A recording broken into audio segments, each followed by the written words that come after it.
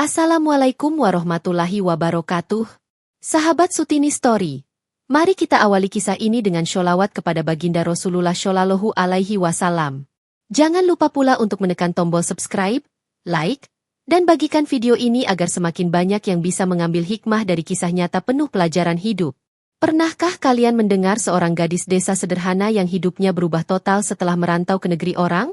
Bagaimana rasanya jika seorang TKW yang awalnya hanya ingin mencari nafkah, justru diperebutkan dua pria Arab sekaligus hingga berakhir di pelaminan? Dan apa yang sebenarnya terjadi saat malam pertama yang membuatnya syok dan lemas? Inilah kisah yang patut kalian dengarkan hingga akhir. Angin laut di pesisir Madura sore itu berbau asin dan getir seperti kabar yang dibawa waktu. Nurul berdiri di tepi jalan tanah yang mengarah ke rumah panggung sederhana. Pandangannya jauh, menyeberangi hamparan garam dan kebun siwalan yang menguning. Di tangannya tergenggam tiket dan paspor yang baru saja diantarkan petugas agen. Kertas itu tipis, tetapi beratnya melebihi karung beras yang sering ia angkut ketika membantu ibunya di dapur warung kecil. Ia menarik napas panjang, lalu melangkah masuk. Di ruang tengah, ibunya duduk sambil menekuri daftar belanja di atas piring anyaman. Wajahnya keriput seperti peta musim kemarau panjang. Ibu berkata lirih, suaranya setenang air wudhu. Kalau hati sudah mantap, berangkatlah, nak. Tapi jangan jauh dari Allah. Sholatmu jangan putus. Jangan lupa pulang membawa kabar baik. Nurul menunduk dan merapatkan duduk di sisi ibunya. Bu, Nurul berangkat bukan untuk mengejar kemewahan. Nurul hanya ingin membayar utang paman, memperbaiki atap, dan menyekolahkan adik sampai lulus. Doakan Nurul kuat. Ibu mengangguk. Allah tempat bergantung. Yang penting jujur dan sabar. Ingat, rezeki tidak akan tertukar. Di pojok ruangan, adik Nurul, Fadil, menahan tangis. Mbak, pulangnya kapan? Kalau Mbak tidak ada, siapa yang ajari aku membaca? Nurul mengusap kepala Fadil. Kamu harus rajin. Bacaannya jangan malas. Mbak kerja sebentar saja. Kalau Allah mengizinkan, kita bisa makan dengan piring baru, bukan lagi piring yang retak. Sore itu, suara adzan maghrib dari musola kampung menderu bersama suara daun lontar yang beradu. Nurul dan ibunya berdiri, mengambil wudhu, lalu sholat berjamaah di tikar pandan. Seusai salam, Nurul menengadah. Bibirnya bergerak tanpa suara, memohon agar langkahnya tidak salah arah. Ia ingin kuat seperti ibu, setegar tanah kapur yang menahan panas dan hujan sekaligus. Malam tiba, langit Madura terasa rendah, seolah menunduk memberi restu. Tetangga datang, membawa pisang goreng dan air kelapa muda. Suasana sederhana, tapi hangat. Seorang tetangga, Pak Sabri, nyeletuk dengan gurau yang menyimpan cemas. Nurul, kalau sudah sampai Arab, jangan lupa mandi pasir biar kebal rindu. Semua tertawa kecil. Nurul pun tersenyum, tetapi matanya basah. Kalau rindu datang, Nurul ingat wajah ibu. Itu saja sudah cukup membuat Nurul kuat. Di kamar, ia membereskan barang. Kerudung polos, baju kurung, selembar sarung, sepasang sandal nyaman, dan foto keluarga yang diselipkan ibu di antara lipatan mukena. Di kertas belakang foto, ibu menulis tangan, miring dan rapi. Jaga hati, jaga niat, jaga diri. Pagi berikutnya, mobil bak terbuka mengantar ke terminal bus. Jalanan kampung berdebu, pohon asam berbaris seperti pasukan tua. Di terminal, Nurul memeluk ibunya.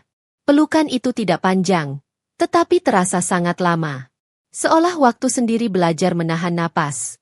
Bu, maafkan kalau Nurul pernah membuat hati ibu sempit. Tidak ada maaf bagi anak yang berjuang.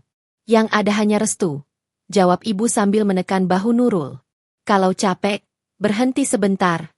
Kalau takut, sebut nama Allah. Kalau bingung, ingat kampung. Bus bergerak.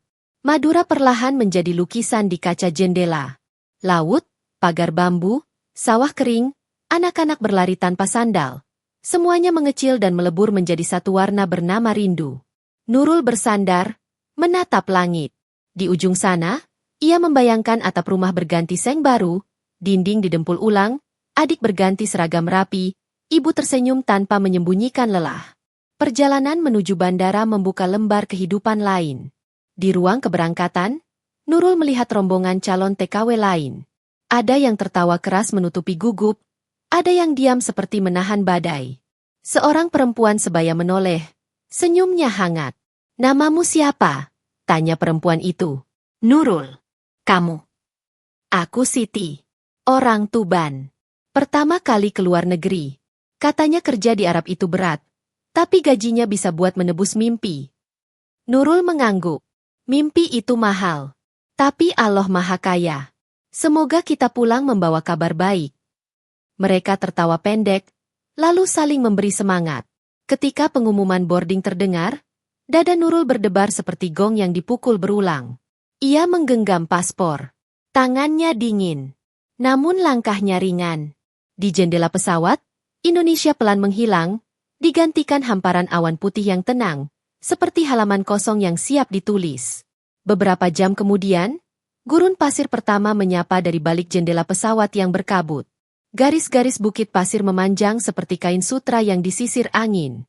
Nurul tidak pernah melihat warna seperti itu, emas pucat yang memantulkan matahari hingga terasa menggigit pandang.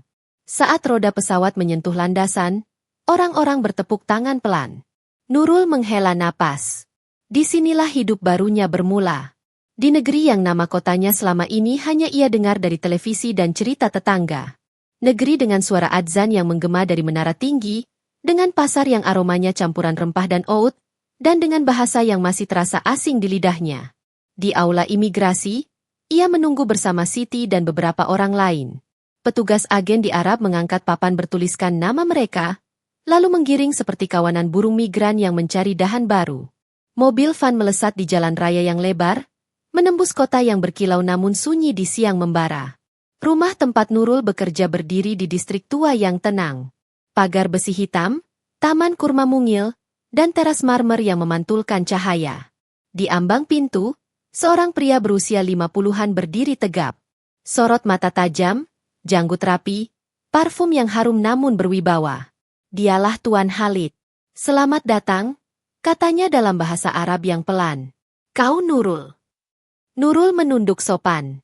"Iya, Tuan." "Nama yang indah," jawabnya, lalu beralih pada Siti. Beberapa instruksi singkat disampaikan melalui penerjemah.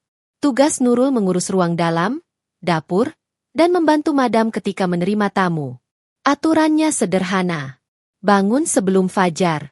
Sholat di musola kecil belakang dapur. Bekerja tanpa banyak suara.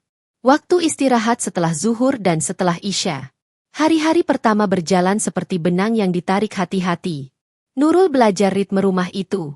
Lantai marmer licin yang harus dipel, rak rempah yang disusun alfabet, teko teh yang dihangatkan persis 15 menit sebelum tamu datang. Madam lembut, tetapi tegas. Ia senang ketika Nurul cekatan menyuguhkan kopi Arab. Sesekali, Madam menatap Nurul sejenak, seperti melihat sesuatu yang belum bisa ia sebut. Mungkin karena tatapan mata Nurul yang jernih, atau senyumannya yang selalu rapi. Di halaman samping, ada kolam kecil dengan air bening. Di sisi kolam itu, setiap sore, seorang pria muda datang. Tubuhnya tegap, kulitnya zaitun, sorot mata hangat. Dialah Farhan, keponakan Tuan Khalid. Ia bekerja di perusahaan pamannya, mengurus bidang pengadaan. Pertemuan pertama begitu singkat. Nurul membawa nampan kurma, Farhan sedang menelpon. Begitu telepon ditutup, ia menoleh. "Terima kasih," katanya dalam bahasa Arab yang tidak cepat. "Namamu?" "Nurul," jawabnya pelan. "Nurul," ia mengulang, seolah mencicipi bunyi yang baru. Nama yang bersih. Sejak itu, sore-sore terasa punya udara baru. Ketika Nurul menata gelas, Farhan kerap bertanya hal kecil tentang kampung. "Di tempatmu, matahari tenggelam di belakang bukit atau di laut?" Nurul menjawab dengan sopan. "Di laut, Tuan. Warnanya seperti kain batik yang basah." Farhan tertawa singkat. "Kau puitis. Jarang aku mendengar kalimat seperti itu di rumah ini." Nurul menunduk, takut ucapannya dianggap berlebihan. "Maaf kalau terdengar aneh." "Tidak. Itu indah," sahut Farhan, lalu berterima kasih sebelum kembali ke pekerjaannya. Malam hari, ketika rumah sepi dan jam dinding berdetak, Nurul duduk di musola kecil di belakang dapur. Sajadah tipis menghadap kiblat. Ia menutup mata. Nafasnya ditata. Bibirnya bergerak mengucap kalimat-kalimat yang akrab sejak kecil. Ia memohon agar Allah menjaga hatinya agar tidak terombang-ambing oleh pujian atau tatapan yang hangat. Ia memohon agar pikirannya tetap lurus. Karena tujuan awalnya jelas, bekerja dan pulang. Namun hidup kerap menyiapkan belokan di tikungan yang tampak lurus. Suatu siang yang panas, rumah menjadi lebih ramai dari biasanya. Tuan Khalid menerima tamu penting. Nurul menyiapkan hidangan dengan teliti. Saat hendak meletakkan teko, langkahnya tersandung ujung karpet. Teko miring, tetapi tangan Nurul sigap menahan, menyelamatkan marmer dari tumpahan kopi hitam. Farhan yang berdiri di dekat pilar melihat itu. Cepat, tapi hati-hati, katanya sambil membantu menata kembali cangkir. Ia menatap Nurul lama, mungkin kagum pada kelincahan yang diam-diam menyelamatkan situasi. Setelah tamu pulang, Madam memanggil. Kau bekerja baik. Tidak semua orang punya refleks seperti itu. Terima kasih, Madam, jawab Nurul. Sore menjelang maghrib, langit kota mengabur keemasan. Farhan menghampiri halaman samping. Di tangannya ada buku kecil. Ini untukmu. Kamus frasa Arab sehari-hari. Supaya kau lebih mudah bicara. Nurul menerimanya dengan dua tangan. Terima kasih. Insya Allah bermanfaat. Baca pelan-pelan. Kalau bingung, tanya saja. Suara adzan memotong percakapan. Mereka sama-sama menoleh. Lalu hening. Ada kesepakatan tanpa kata yang lahir dari suara panggilan suci. Nurul bergegas ke musola kecil. Sementara Farhan menuju ruang sholat utama di dalam rumah. Detik-detik itu seperti garis halus yang menghubungkan dua orang yang berjalan di jalan berbeda namun menuju arah yang sama. Malam turun. Angin gurun membawa dingin yang kering. Di kamar kecilnya, Nurul membuka buku pemberian Farhan. Ia mengeja frasa sederhana. Terima kasih. Maaf, tolong. Di halaman belakang, ia menemukan sebuah catatan kecil yang tak sengaja terselip. Tulisan tangan rapi dalam bahasa Arab yang ia hampir mengerti. Semoga hari-harimu dilapangkan. Ia menutup buku pelan-pelan. Di dada, ada sesuatu yang bergerak, bukan badai, bukan angin, mungkin sejenis keyakinan bahwa Allah menyusun pertemuan bukan tanpa tujuan. Ia memejam, membiarkan pikirannya diam agar tidak terseret tafsir yang terlalu jauh. Keesokan harinya, selepas zuhur, rumah kembali ramai. Kabar berembus bahwa keluarga besar akan berkumpul. Ada urusan penting, kata supir rumah. Nurul membersihkan ruang tamu hingga berkilat. Ia menata bantal hias, menyemprot wewangian kurma, menyiapkan poci dan cangkir. Di sela itu, ia sempat melihat sekilas Tuan Khalid berdiri di balkon, menatap kota dengan sorot mata yang tak mudah ditebak. Bukan marah, bukan sedih, lebih seperti seseorang yang sedang menimbang sesuatu yang berat. Sore semakin padat. Mobil-mobil mewah datang bergiliran. Tamu masuk dalam balutan jubah dan abaya elegan. Bisik-bisik seperti suara kain diseret. Nurul melangkah ringan di antara mereka, menunduk sopan, menjaga tatap agar tidak melompat. Ia membawa nampan kedua ketika tanpa sengaja berpapasan dengan Farhan di pintu lengkung. Tatapan mereka bertemu sekejap. Ada gelombang halus yang tidak disebut, tetapi terasa nyata. Setelah ini, mungkin akan ada kabar untukmu, kata Farhan singkat. Kabar apa, Tuan? Bersiaplah, jawabnya. Ia menoleh, meninggalkan Nurul dengan jantung yang mendadak menabuh seperti rebana di malam hajatan. Menjelang Isya, keluarga inti berkumpul di ruang dalam yang jarang dibuka. Lampu gantung kristal berdering halus setiap kali angin dari ventilasi menyelinap. Nurul diminta menunggu di belakang tirai, siap jika dibutuhkan. Dari celah kain, ia melihat siluet Tuan Khalid duduk di kursi utama, sementara Farhan berdiri di sisi, sedikit gelisah. Beberapa orang sepuh memegang tasbih, bibir mereka bergerak pelan, mungkin menyebut nama Allah agar keputusan yang diambil tidak menyimpang. Nurul menelan ludah. Ia tidak memahami seluruh percakapan, tetapi menangkap kata-kata kunci. Menjaga kehormatan. Menyambung kebaikan. Menutup pintu fitnah. Kata-kata itu melayang seperti burung yang tidak menjejak tanah. Tapi bayangnya jatuh tepat di hati Nurul. Pintu ruang dalam tertutup. Sunyi. Hanya suara detik jam yang terdengar jelas. Saat itu, nurani Nurul berdiri di ambang. Di balik pintu, ada sesuatu yang sedang dirumuskan tentang hidupnya. Ia memandang kedua telapak tangannya. Telapak yang sejak kecil terbiasa dengan pekerjaan kasar, kini bergetar halus, seperti menunggu takdir menulis kalimat berikutnya. Di halaman, langit tampak bersih. Bintang bertaburan seperti garam yang ditabur di permukaan meja gelap. Nurul mengingat laut kampungnya. Ia merasakan nyeri rindu yang hangat, bukan perih. Rindu yang menguatkan, bukan melemahkan.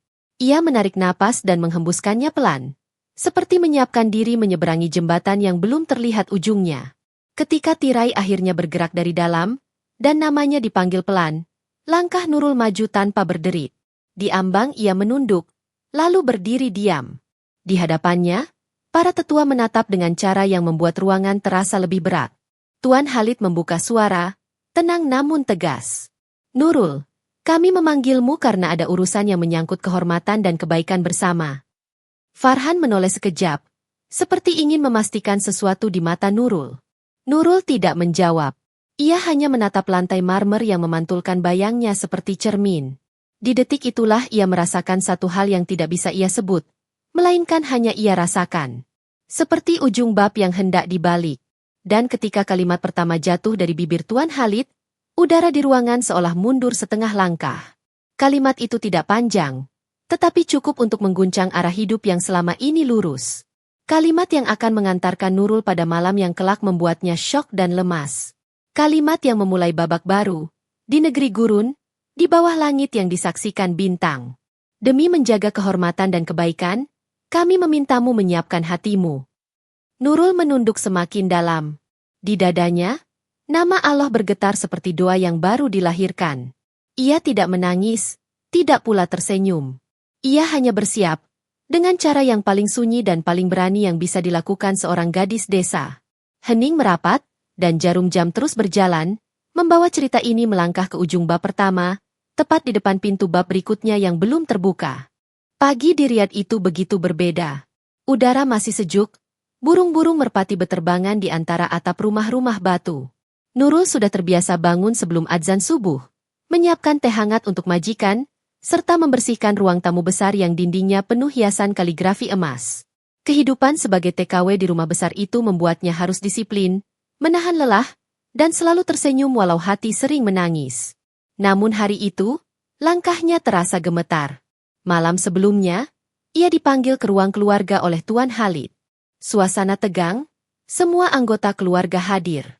Nurul diminta menunduk sopan di hadapan para tetua keluarga. Kata-kata yang terucap masih terngiang jelas di telinganya. Nurul, sejak engkau datang ke rumah ini, banyak hal berubah. Engkau bukan hanya pekerja, tapi sudah menjadi bagian dari keluarga ini. Demi menjaga kehormatan, aku memutuskan, engkau harus menjadi istriku, ujar Tuan Khalid dengan suara berat. Nurul terkejut, lututnya bergetar. Ia ingin berbicara, namun lidahnya keluh. Bagaimana mungkin ia, seorang gadis kampung dari Madura, tiba-tiba diminta menikah dengan seorang pria Arab terpandang? Belum sempat ia menjawab, tiba-tiba suara lain muncul. Farhan, keponakan Tuan Khalid, yang sejak awal sering bertegur sapa dengannya, berdiri tegak dan lantang berkata, "Paman, izinkan aku bicara.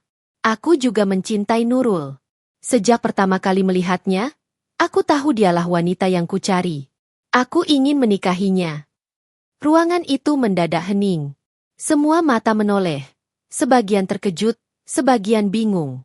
Nurul menunduk semakin dalam, wajahnya memanas, keringat dingin mengalir di kening. Seorang tetua keluarga menghela napas panjang. Ini bukan persoalan ringan. Dua laki-laki terpandang dari keluarga ini memperebutkan seorang gadis desa. Apa yang harus kita putuskan? Suasana semakin mencekam. Nurul hanya bisa menunduk, sambil berbisik dalam hati, "Ya Allah, apakah ini jalan hidupku? Aku datang ke sini untuk bekerja, bukan untuk diperebutkan." Hari-hari setelah kejadian itu terasa panjang. Nurul berusaha tetap bekerja seperti biasa, menyapu lantai marmer, membersihkan peralatan dapur, dan menyiapkan hidangan. Namun, sorot mata dari dua pria berbeda selalu mengikuti langkahnya. Farhan beberapa kali mencoba bicara. Suatu sore di halaman samping, ia menghampiri Nurul yang sedang menyiram bunga. "Nurul," panggil Farhan dengan suara lembut. Nurul menoleh, menunduk. "Ada apa, Tuan?" Farhan tersenyum tipis.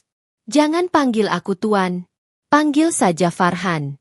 Aku tahu situasi ini membuatmu bingung. Tapi percayalah, hatiku tulus. Aku ingin melindungimu, bukan hanya menjadikanmu istri." Nurul terdiam, menunduk semakin dalam. "Aku hanya seorang pembantu, Tuan.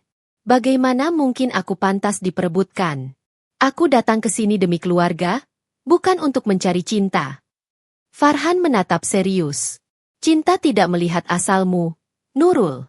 Hatiku sudah memilih." Namun, di balik dinding rumah itu, Tuan Khalid juga semakin sering memperhatikan Nurul. Ia tak segan memuji masakannya, atau menanyakan kabar keluarganya di Indonesia. "Nurul," katanya suatu malam ketika Nurul menghidangkan teh. "Aku sudah lama hidup sendiri sejak istriku wafat. Aku melihat kesabaran dalam dirimu. Engkau tidak hanya cantik, tapi juga rendah hati. Aku yakin engkau bisa menjadi pendamping yang baik." Nurul menunduk, hatinya semakin kacau. Dua pria Arab terpandang, satu tua berwibawa, satu muda penuh semangat, sama-sama menginginkan dirinya.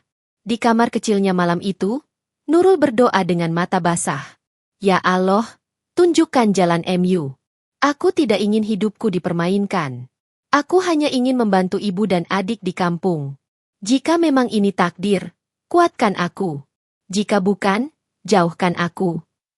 Hari-hari berikutnya, keluarga besar semakin sering berkumpul membicarakan nasib Nurul. Bisikan-bisikan terdengar di setiap sudut rumah.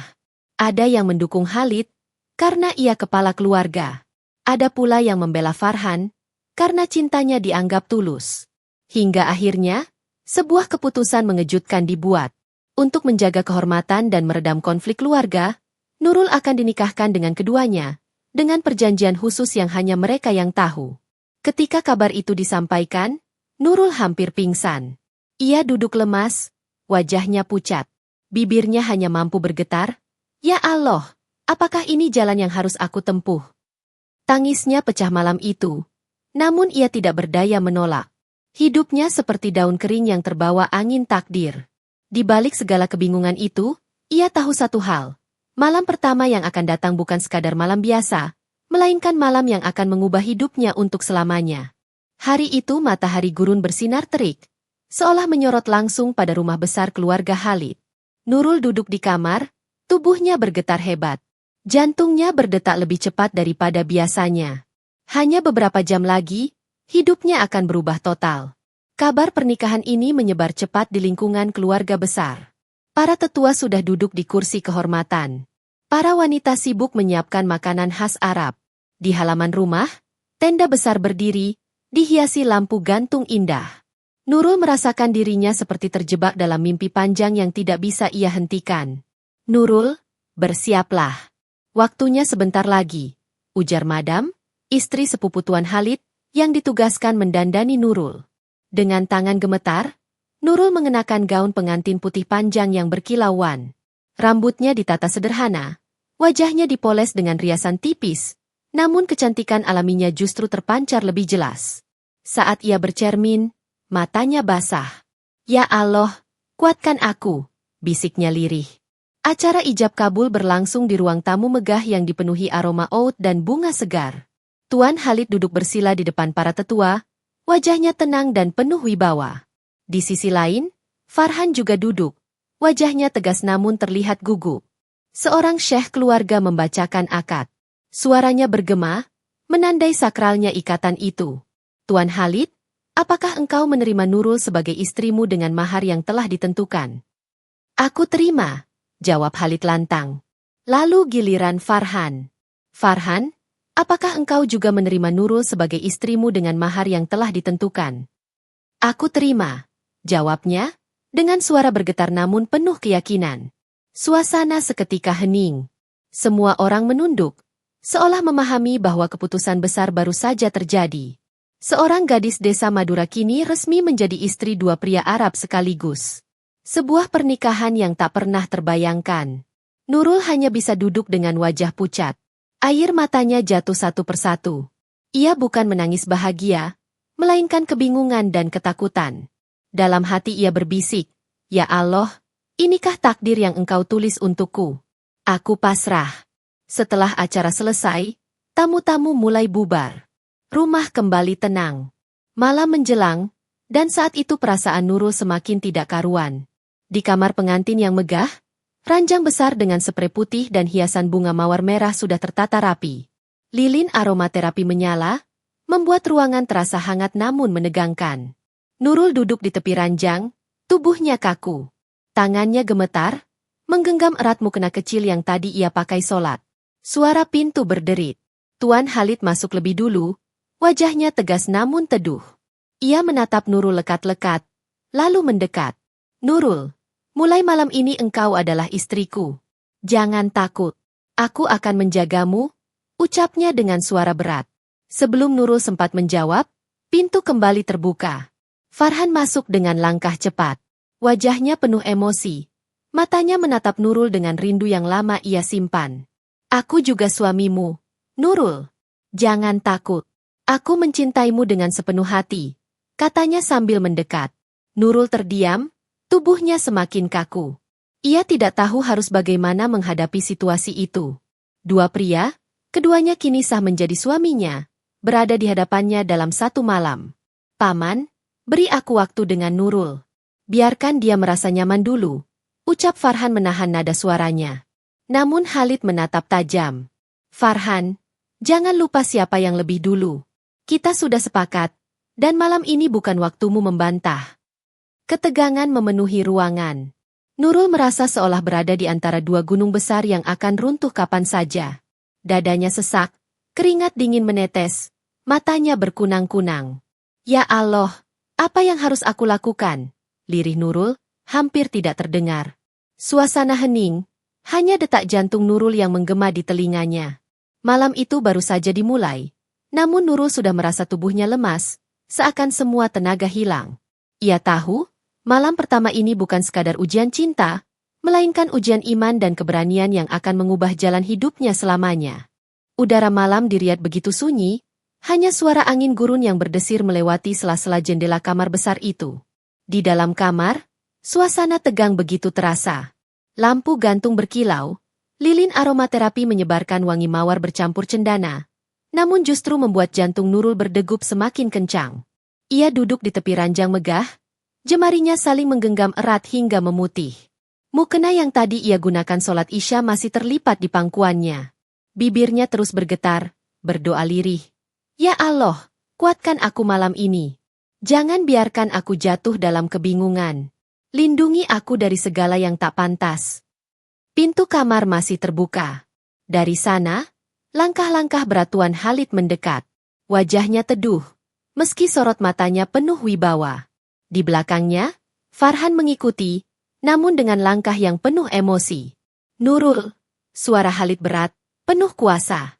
"Malam ini engkau sah menjadi istriku. Tidak ada lagi jarak antara kita."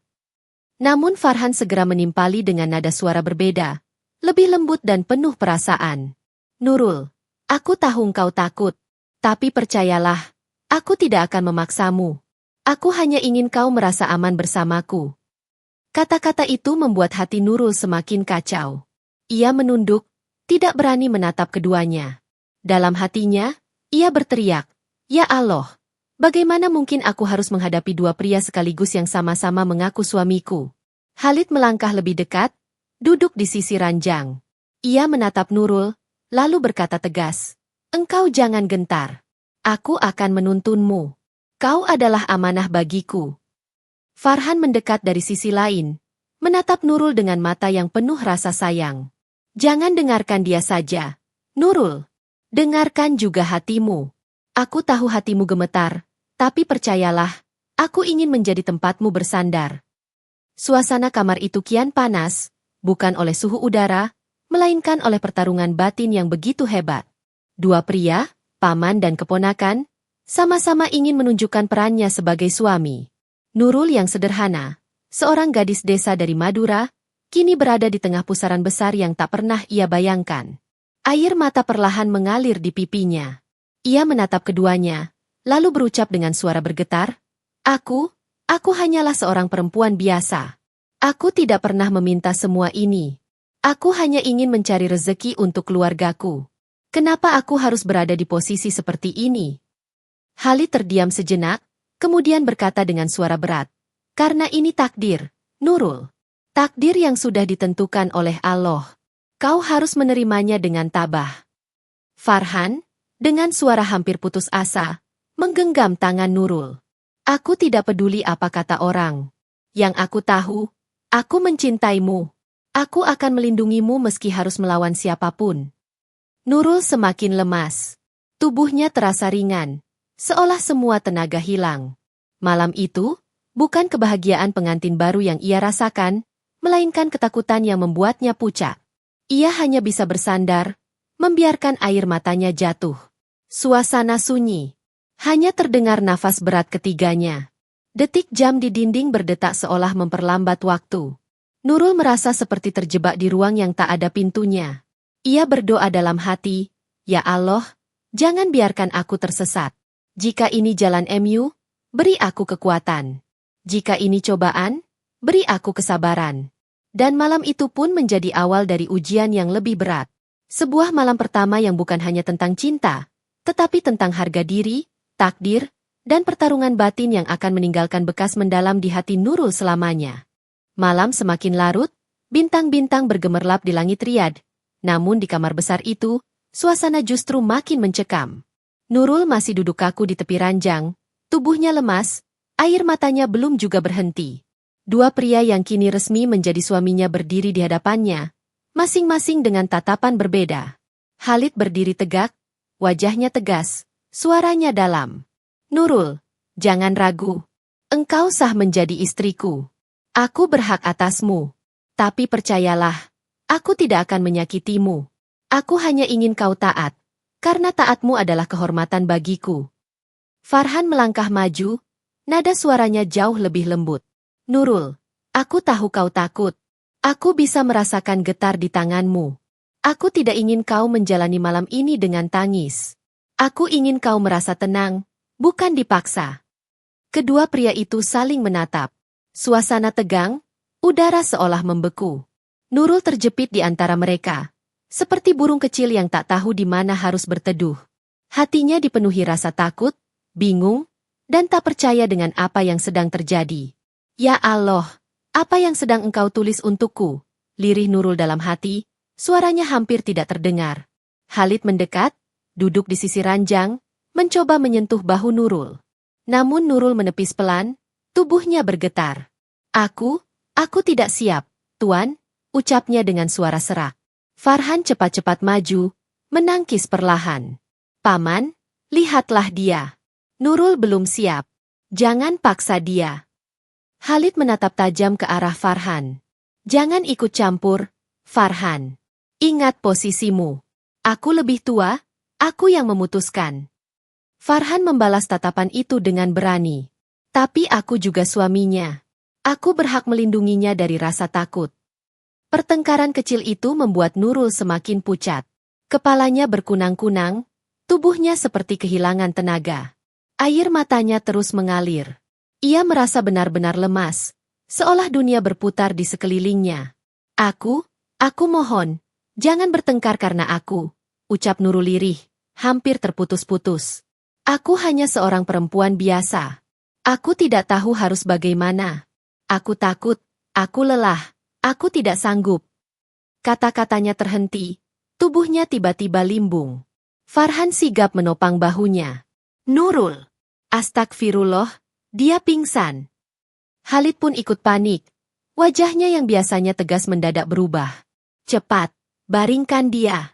Ambilkan air. Farhan dengan hati-hati membaringkan Nurul di atas ranjang. Wajahnya pucat pasi, napasnya terengah. Khalid mengambil air dingin, membasuh keningnya. Nurul, bangunlah. Tenanglah.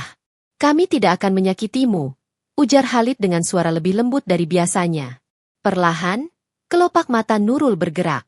Ia membuka mata, pandangannya masih kabur. Yang ia lihat hanyalah dua wajah pria yang sama-sama menatapnya. Satu penuh wibawa, satu penuh kasih. Air mata kembali jatuh, kali ini lebih deras. Nurul berbisik, "Ya Allah, aku tidak sanggup. Hatiku lemas. Tubuhku lemah. Jangan biarkan aku binasa di malam ini." Farhan menggenggam tangannya erat. "Nurul, kau tidak sendirian. Aku ada di sini." Khalid menarik napas panjang, menunduk. "Baiklah. Malam ini tidak akan kami paksa. Istirahatlah. Anggap ini awal baru, bukan beban." Malam itu berakhir dengan keheningan. Bukan pelukan pengantin baru yang terjadi, melainkan rasa syok dan lemas yang membuat Nurul terbaring dalam air mata. Ia sadar, cobaan yang menantinya tidak berhenti di sini. Justru inilah pintu menuju ujian yang lebih besar, ujian yang akan menguji hatinya hingga batas terakhir. Fajar di Riyadh perlahan menyibak kegelapan malam.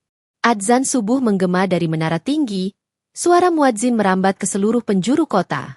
Namun di kamar besar rumah keluarga Khalid, suasana masih diliputi kesunyian.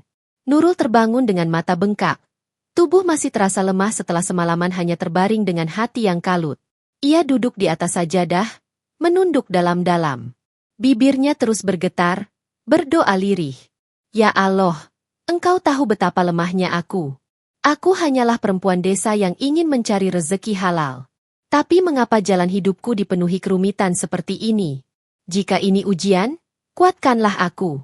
Jangan biarkan aku terjerumus." Air matanya kembali menetes, membasahi sajadah. Pintu kamar terbuka pelan. Farhan masuk, membawa segelas susu hangat. Wajahnya terlihat cemas, namun lembut. "Nurul, minumlah. Engkau belum makan sejak kemarin sore. Aku khawatir kau jatuh sakit." Nurul menoleh, menunduk sopan. "Terima kasih, Tuan Farhan. Jangan panggil aku Tuan. Aku suamimu, walau aku tahu keadaan ini membingungkanmu. Panggil aku dengan namaku saja," ucap Farhan sambil tersenyum tipis. Nurul menggenggam gelas itu, namun tangannya bergetar. Ia menunduk, suaranya pelan. "Aku tidak tahu harus bagaimana. Aku merasa hidupku diatur tanpa aku bisa memilih. Aku bingung. Aku takut menyakiti siapapun." Farhan menatapnya lekat-lekat. "Nurul, aku tahu engkau orang baik. Hatimu bersih. Aku mencintaimu bukan karena keadaan, tapi karena aku benar-benar melihat ketulusan di matamu. Aku tidak akan membiarkan siapapun menyakitimu, bahkan pamanku sendiri." Sebelum Nurul sempat menjawab, langkah kaki berat terdengar dari luar. Pintu terbuka, dan masuklah Tuan Khalid. Wajahnya tegas, sorot matanya penuh wibawa. "Farhan, tinggalkan kami sebentar. Aku ingin bicara dengan istriku." Farhan menahan diri, namun akhirnya mengangguk dan melangkah keluar, meski jelas ia enggan meninggalkan Nurul sendirian. Khalid duduk di kursi dekat ranjang, menatap Nurul dalam. "Nurul, aku tahu semalam berat untukmu. Aku tidak menyesal mengambil keputusan menikahimu, tapi aku juga tidak ingin melihatmu menderita. Engkau harus kuat. Engkau bukan lagi seorang pembantu di rumah ini. Engkau istriku, engkau bagian dari keluarga." Nurul menunduk, air matanya kembali jatuh. "Tapi, Tuan, bagaimana aku bisa menjadi istri bagi dua pria sekaligus? Bukankah itu aneh, bahkan terasa salah?" Khalid menarik napas panjang. "Ini keputusan keluarga. Aku tidak bisa melawan keputusan itu. Namun aku janji, aku akan menjaga kehormatanmu. Aku tidak akan membiarkanmu merasa hina." Nurul hanya bisa terdiam. Hatinya semakin terbelah. Di satu sisi, Khalid menawarkan wibawa dan perlindungan. Di sisi lain, Farhan menawarkan cinta dan kelembutan. Dan ia berada di tengah, tanpa daya memilih. Hari-hari berikutnya, Nurul menjalani kehidupan baru yang penuh dilema. Saat pagi ia membantu madam di dapur, Farhan sering mencuri waktu untuk sekadar menanyakan kabarnya. Saat malam, Khalid kerap mengajaknya berbincang serius tentang keluarga, tentang bagaimana seharusnya seorang istri menjaga kehormatan suaminya. Nurul semakin bingung. Kadang ia merasa nyaman dengan kelembutan Farhan, tetapi juga tidak bisa menolak wibawa dan kebaikan Khalid. Hatinya ditarik kedua arah, hingga membuatnya semakin lelah. Suatu sore, Di halaman samping rumah, Farhan menghampirinya. Angin gurun berhembus, membawa aroma bunga melati yang baru disiram. Farhan menatapnya dalam, lalu berkata, "Nurul, aku tidak tahan melihatmu terus bingung. Katakan padaku, siapa yang sebenarnya kau pilih? Aku rela, asalkan kau jujur pada hatimu." Nurul tercekat. Bibirnya gemetar.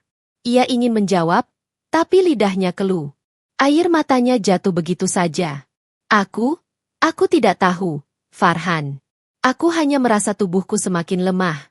Hatiku semakin bingung. Aku takut salah melangkah. Farhan menggenggam tangannya erat. Dengarkan hatimu, Nurul. Jangan dengarkan orang lain. Hanya kau yang tahu siapa yang membuatmu tenang.